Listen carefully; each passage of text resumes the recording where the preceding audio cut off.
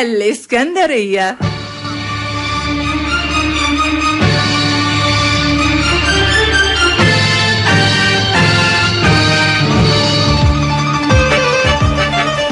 في حب الإسكندرية الجميلة وإلى كل ما هو جميل وأصيل. اسكندرية تاني، اسكندرية تاني، من العشق ياني، والرمل الزعفراني، عالشط الكهرباني.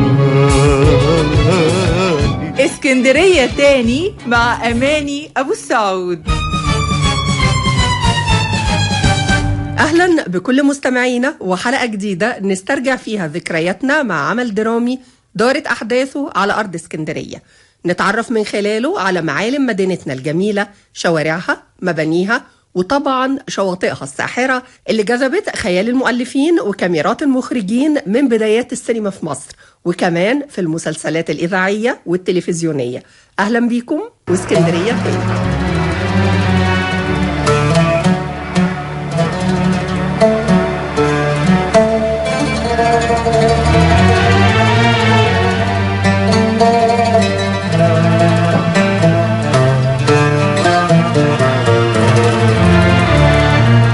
المسلسل اللي معانا النهاردة الراية البيضاء، تم إنتاج المسلسل عام 1988 من تأليف أسامة أنور عكاشة والإخراج لمحمد فاضل، أما الموسيقى التصويرية لعمار الشريعي. ليست هذه حربا عالمية جديدة، ولكنها فضة ولا حمو التمساح يالا. أحداث المسلسل بتدور عن سيدة من أثرياء تجارة السمك بترغب في الاستيلاء على قصر أثري بيقيم فيه أحد السفراء. مساء الخير دكتور مفيد. مساء النور. أرجو ما كنتش أتذكر. لا أبدا، تحت أمرك. سيادة القبطان مثل حضرتك لو ما عندكش مانع تقبل دعوته على العشاء الليلة. بلغ شكري لسيادة القبطان ويا ريت يتكرم ويأجل دعوته لبكرة، علشان الليلة دي متفق أتعشى مع الدكتور صبور وبيته. مالكش حق يا دكتور، بقى تبقى في روما وما تشوفش كنيسة السيكستين والفراسك المذهل اللي رسمه ميكелانجلو في سقفها. الحقيقة ما كانش عندنا وقت، كنا نازلين ترانزيت، يا دوب شفنا الكوليزيوم. لا كوليزيوم ايه يا راجل، دي حاجات تسيبها للسواح العاديين، انما راجل مثقف زيك ازاي تفوتوا كنوز رافائيل وميكелانجلو وبينه وبينها خطوات؟ عموما انا شفت ألبوم عن اعمال الاتنين دول ودافنشي معاهم كمان. ألبوم ايه يا راجل؟ لا مشاهدة الفن على طبيعته شيء مختلف جدا. وبالمناسبة لما نوصل اسكندرية لازم تيجوا تزوروه. في بيتي رسم فريسك على حيطة كاملة تحفة. ومين بقى اللي رسمه؟ رافائيل ولا ميكелانجلو؟ لا يا بنتي، لا ده ولا ده، ده فنان اسكندراني لكن ما تعرفيوش عشان مش مشهور، بس فنان حقيقي وانا متأكد لما تشوفيه مش هشوفه. امل ايه يا بابا؟ اولا انا مش مهتمه بحكايه الفن التشكيلي دي، ثانيا احنا معرفه سفر وبس، وممكن قوي ما نتقابلش بعد ما ننزل من على المركب. ميرسي قوي على العشاء. المسلسل بطولة سناء جميل اللي قامت بدور فضة المعداوي تاجرة السمك بحلقة الأنفوشي. حلقة الأنفوشي التاريخية عمرها بيقترب من 200 عام، أنشئت عام 1834، بتجاور قلعة قايتباي وقصر راس التين. بترجع قصة إنشاء حلقة السمك في اسكندرية لبداية القرن ال19 لما كان بيتجمع مجموعة من بائعي السمك في شكل دايرة كل صباح عشان يبيعوا الأسماك اللي معاهم، وكانوا بيقفوا حوالين الزبون وما يقدرش يمشي إلا لما يشتري من واحد فيهم. في منتصف القرن ال19 تم إصدار قرار بتأسيس حلقة السمك، وكان الهدف تجميع التجار والصيادين في مكان واحد لضمان عدم تأذي سكان المنطقة من ريحة الأسماك. واستمر الأمر بهذا الشكل حوالي نصف قرن من الزمان قبل ما يتحول موقع حلقة السمك إلى ما يشبه الثكنة العسكرية لقوات الاحتلال البريطاني خلال فترة الحرب العالمية الأولى. وحضرته الأستاذ هشام أنيس فنان تشكيلي ومدير قصر ثقافة بحري. انا مش مدير ولا حاجة، انا مجرد اتعرفت عليه النهاردة ومن فرط اعجابي بيه اصريت انه يقعد معايا علشان اقدمه لكم. اهلا وسهلا. دي صدفة سعيدة جدا. انا كمان ابني اسمه هشام. ده شيء يسعدني يا دكتور. احنا هنفضل واقفين كده؟ يلا نتحرك. هشام انت طلعت حافظ الفيلا اكتر مني. لو سمحت تروح مع الدكتور والانسة امل. انا مش انسة، السيدة امل، وتوريهم الفيلا والجنينة عقبال ما احضر قعدة الفيديو. دي مفاجأتي لك يا دكتور، شريط فيديو نادر، بس مش هقولك عليه الا لما نقعد ونتفرج سوا. شوقتني. يلا يا استاذ هشام نعمل جولتنا بسرعة عشان نرجع نشوف مفاجأة الدكتور مفيد. متاسف يعني ايه يا راجل انت؟ امشي ادخل بلغ الدكتور مفيد، قول له الدكتور فكري الشاطر والباشمهندس خير الشاطر. في ميعاد سابق؟ مفيش. واحنا داخلين على المحافظ. يا حضرة المحترم دي تعليمات البيه الدكتور، ممنوع الدخول من غير ميعاد سابق. اوعى بلاش تهريج. قلنا ممنوع دخول. وسع كده وانت زي مين؟ الدكتور فكري الشاطر، مهندس خير الشاطر. يعني انتوا الاتنين شاطرين. وبعدين جايين نزور حضرتك ونتكلم شوية يعني. لكن انا ما اعرفكمش. ايوه ما احنا هنتعرف يعني غريبة. وما اتصلتوش ليه عشان تاخدوا ميعاد؟ والله العظيم يا بيه قلت لهم ومنعتهم، شتموني وقالوا لي يا حمار، وكمان زقوني رموني في الارض. هي حصلت؟ البواب بتاعك ده قليل الذوق قوي، وغتت وكلح وعايز يتربى كده. هات لي التليفون يا ضوي. حاضر يا فندم. اتفضل جنابك. الو البوليس، هنا الدكتور مفيد ابو الغار، سفير بالخارجية. وبيع الأسماك لم يتوقف خلال الفترة دي، واستمر بيع الأسماك في منطقة الأنفوشي. بعد انتهاء الحرب وجلاء القوات البريطانية عاد التجار لموطنهم اللي هو حلقة السمك، وبقوا يتجمعوا فيها كل يوم في الفجر لتحديد السعر النهائي للأسماك اللي بتتفاوت أسعارها حسب الأنواع. وده كان قبل ما يبدأ تطوير حلقة السمك بالأنفوشي.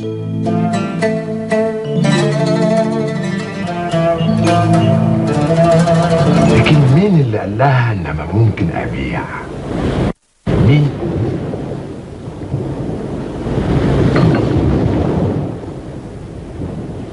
انيس. ايه يا دكتور في ايه؟ في ايه بينك وبين الست دي؟ هيكون في ايه يعني؟ لا ما تبصليش البصه دي ارجوك. بصت ايه يا انيس؟ ده مجرد خاطر فات على بالي. هي وعدتك بحاجة؟ لا كله كده يا دكتور. ايه مالك اتنفضت كده مرة واحدة زي ما يكون كلامي جه على الجرح كده برضه يا دكتور؟ مصر تهني؟ وانا قلت كلام فيه اهانة لك؟ ومن حقك انك تاخد كوميشن لصفقة بيع هتمشيها ها؟ بس مفيش صفقات تمت لسه. وانت ايه رأيك؟ رأيك انت يا دكتور. يعني لو ما كانش عندك مانع من البيع في الحالة دي ممكن نجيب اعلى سعر، يعني ممكن نوصل لغاية 5 مليون جنيه. ياه 5 مليون مرة واحدة واكتر.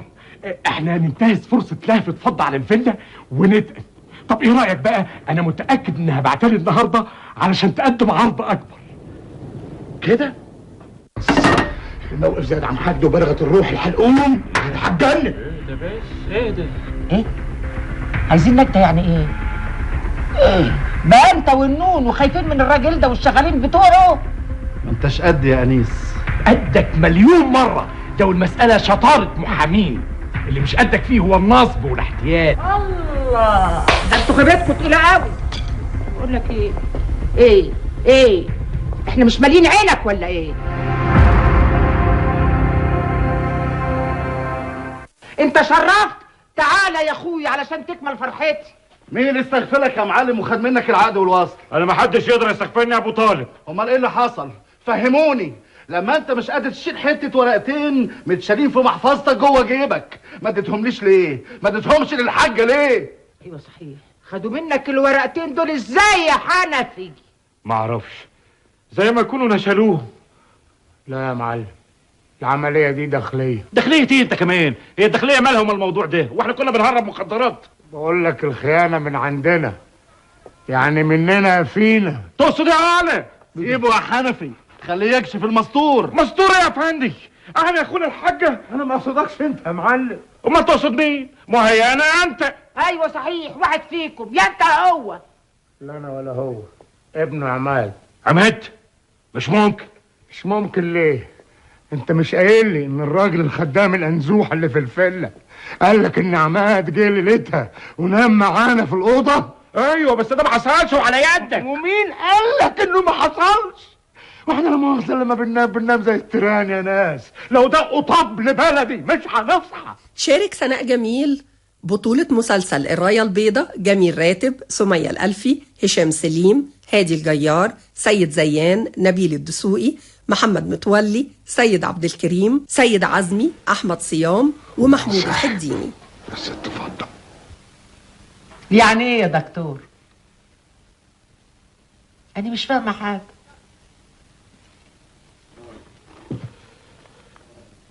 هادي اوراق الفيلا، مفيش داعي لتضييع الوقت. انا جاهز اروح معاكي حالا لشهر العقاري وابيع لك الفيلا. والثمن يا دكتور؟ بالنسبة للفلوس، الثمن العادي للمتر في المنطقة، زائد الثمن اللي تقدرين المباني. وأنا موافقة، وزيادة عليهم 100,000 جنيه من عندي. متشكر، بس في أهم من الفلوس. إيه؟ هشام أنيس وأمل صبور يخرجوا من القضية اللي اتلفقت لهم، وانتي عارفة ازاي تخرجيهم. اتفقنا. اتفضل معايا يا دكتور نروح للمحامي. حمو التمساح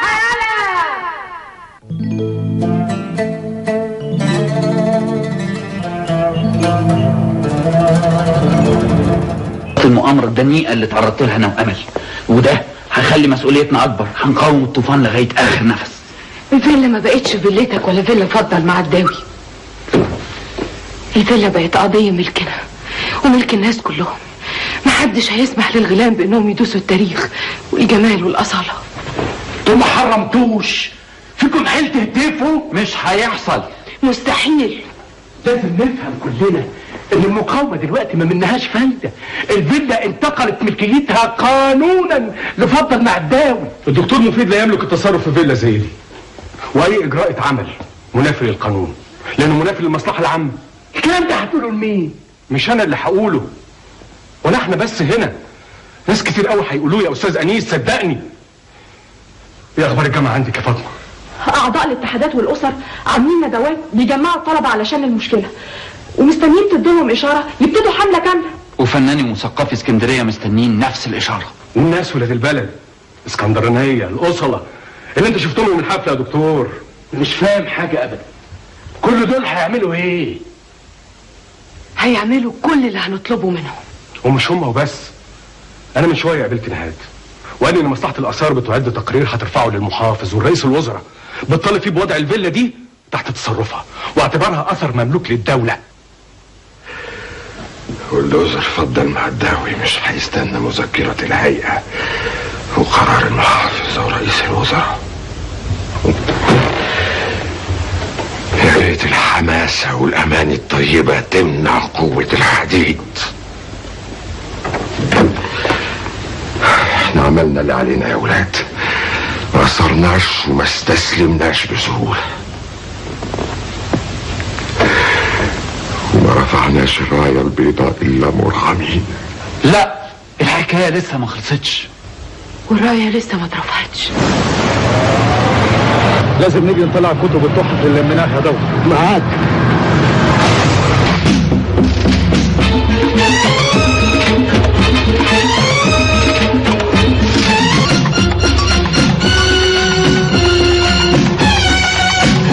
ايه العبارة؟ احنا بنحذروكم امشوا من سكة المعلمة، واللي مش هيتطرق هنضطر نجيب له بوليس. البوليس بيدور عليكم انتوا. ولا رجبوا الطلبة غيروا احوالهم وقربوا اللي حصل. يعني بقى فضل مع الداوي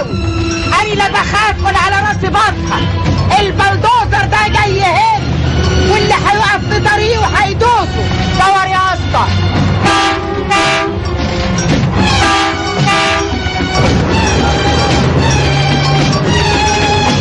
خليها تدوسنا. يلا يا اسطى. احنا مش اغلى من اللي بتدوسوه برجليكم كل يوم. سوستيني زمان، لكن مش هتقدري تدوسيهم النهارده يا فضه. هتيجي لحظه يعرفوا تتار الزمن الاخضر ان الناس اقوى من كل بلدوزرات الدنيا. يلا يا اسطى. أرق تحيات الزميلة هناء عبد الله من الهندسة الإذاعية. اسكندرية داني من العشق ياني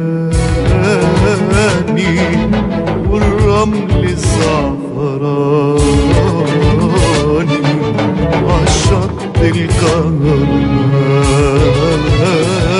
اسكندرية تاني مع أماني أبو السعود.